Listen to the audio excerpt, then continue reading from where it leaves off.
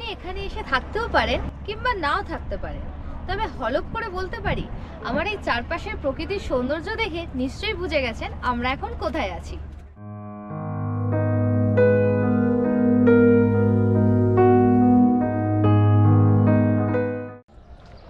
হ্যাঁ, একদম ঠিক আন্দাজ করেছেন, শ্রীনগর।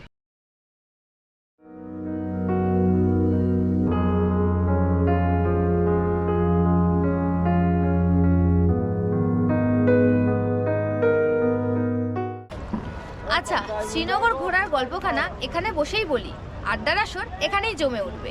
প্রথমেই চলুন আমরা যাই ইন্দিরা গান্ধী মেমোরিয়াল টিউলিপ গার্ডেনে।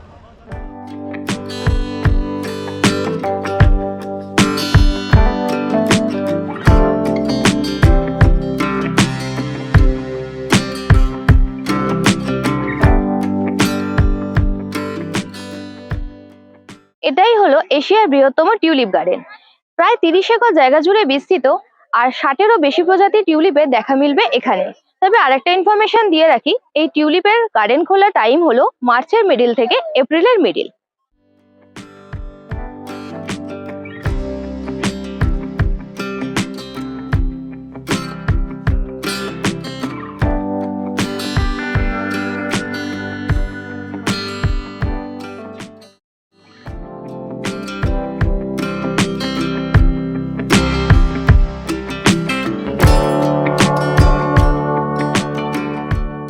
একদিকে নীল আকাশ, অপরদিকে এই রং বেরঙের ফুল, আর তাছাড়া এই জাওয়ারওয়ান পর্বতের পাদদেশে অবস্থিত হওয়ায় এই টিউলিপ বাগানের সৌন্দর্য যেন এক অন্য মাত্রা এনে দেয়।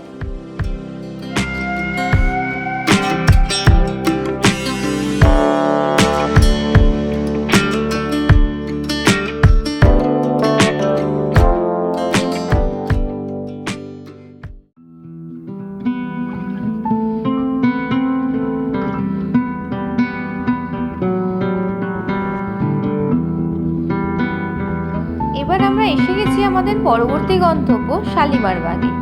এখানে এন্ট্রি ফি হলো অ্যাডাল্টদের জন্য 24 টাকা এবং ছোটদের জন্য 12 টাকা।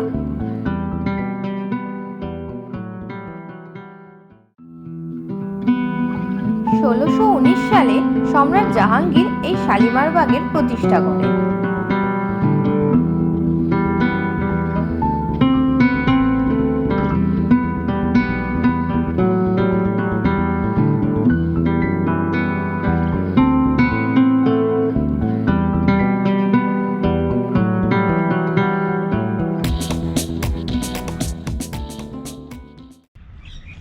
সম্রাট জাহাঙ্গীর ও তার স্ত্রী নূরজাহান এই কাশ্মীরে ডুবে এতটাই মুগ্ধ ছিলেন যে দিল্লিতে গরম পড়লে সব তল্পিতল্পা গুটিয়ে নিয়ে চলে আসতেন শ্রীনগর, আর শ্রীনগরে এলেই তাদের রাজদরবার বসতো এই শালিমার বাগে। কাশ আমাদেরও এরকম হতো।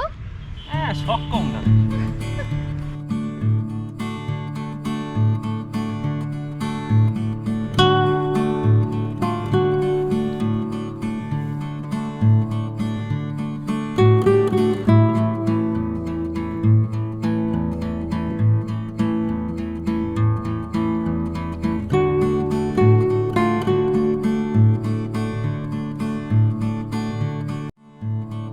আবার বেরিয়ে পড়লাম আমাদের পরবর্তী গন্তব্য নিশাতবাগের উদ্দেশ্যে।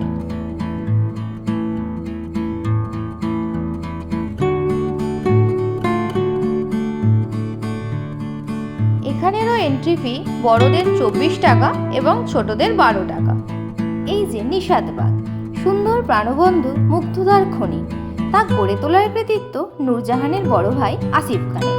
শুধু কে গড়েছিল আর কে থেকেছিল বললে ইতিহাসের অনেকখানি বলাই বাকি থেকে যায়।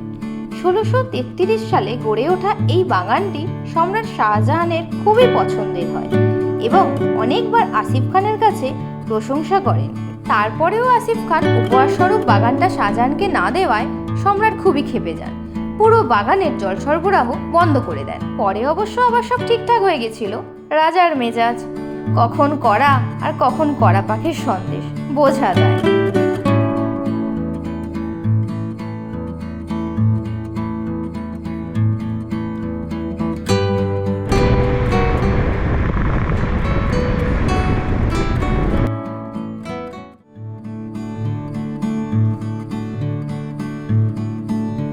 চলে এলাম আরেকটা বিখ্যাত বাগ চশমে শাহী।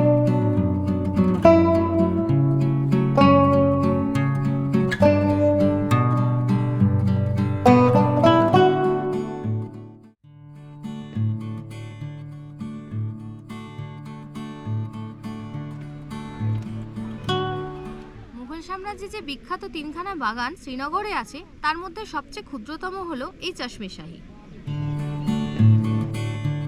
1632 সালে তৈরি এই বাগানটা সম্রাট শাহজাহান বড় ছেলে দারাশুকোকে উপহার হিসেবে দিয়েছিলেন।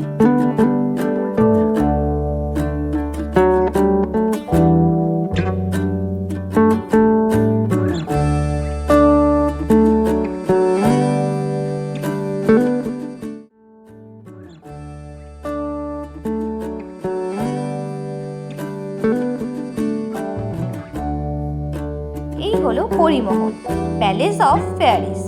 তবে ইতিহাসে কোনো পরীর উল্লেখ নেই। 16 শতকের মাঝামাঝি দারাশাকো এই মহল প্রতিষ্ঠা করেন সুফি ধর্মের আবাসিক স্কুল হিসেবে।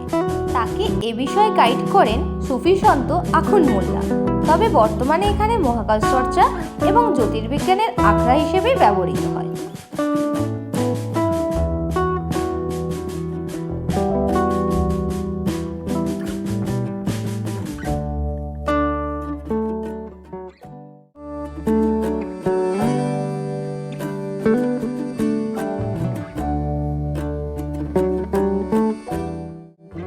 এই পরিমহল জাওয়ারওয়ান পর্বতের উপরে অবস্থিত হওয়ায় এখান থেকে ডাল লেকের এক অপূর্ব সুন্দর ভিউ পাওয়া যায়।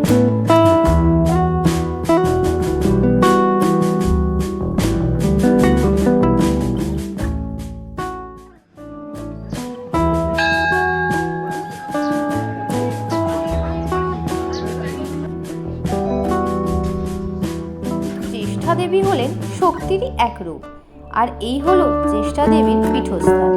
রাজা গোপাদিত্য এই মন্দির প্রতিষ্ঠা করেছিলেন। এখানে শিবের আরাধনাও হয়ে থাকে।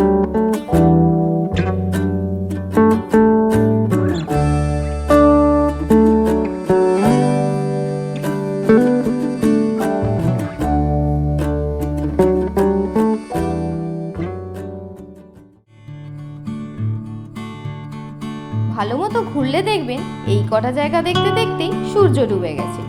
এই সময় লালচক বাজারটা একটু ঘুরে নিতে পারেন।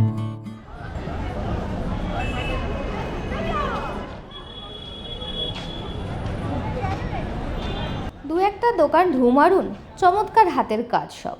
পশমিনাও পাবেন, দরদাম করে পছন্দ হলে নিয়েই নিতে পারেন প্রিয়জনের জন্য। তবে আমরা ঈদের সময় এখানে পৌঁছানোয় বেশ দোকানপাট বন্ধ ছিল। তবে ঈদ ছাড়া অন্য সময় আপনারা প্রায়ই দোকানপাট খোলা পাবেন। আর আরেকটা ইনফরমেশান দিই, এখানে কিন্তু অন্যান্য জায়গার থেকে জিনিসপত্রের দাম অনেকটাই কম, তাই চেষ্টা করবেন এখান থেকে মার্কেটিংটা সেরে ফেলার।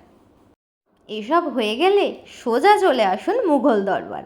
আজ অনেক ঘোরাঘুরি হয়েছে, তাই আমরাও এখন চলে এসেছি ডিনার করব বলে। কাশ্মীরে এসেছি তাই মটন রগান জুস তো বাধ্যতামূলক, আর সাথে এই সাদা ভাত। তারপরে ডাল লেকে একটু হাওয়া খেয়ে ফিরে যান আপনার হোটেল বা রিসর্টে। শ্রীনগরে ঘোরা কিন্তু এখানেই শেষ নয়, অপেক্ষা করুন একটু, বাকি গল্পটুকু পাবেন পরের ভিডিওতে।